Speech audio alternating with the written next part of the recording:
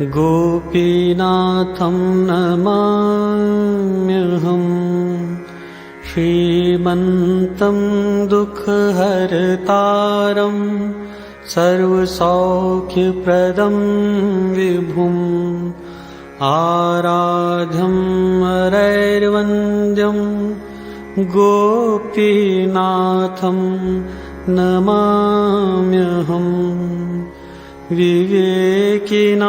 विवेकस्थं ज्ञानिनां ज्ञानदं परम्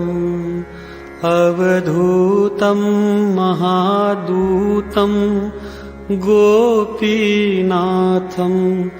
नमाम्यहम् सदा सर्वजनैरीड्यं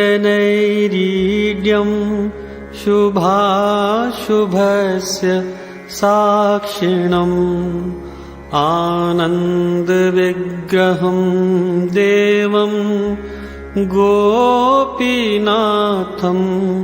नमाम्यहम् चित्स्वरूपं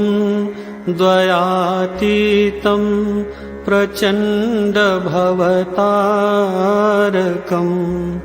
शरणागत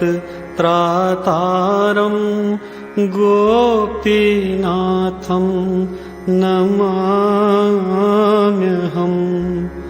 शाश्वतं शङ्करं शम्भुं देशिकमिततेजसं सङ्कल्पपङ्कहीनं तं गोपीनाथं नमाम्यहम् स्वात्मसंस्थं महादेवं घोरद्वान्तनिवारकं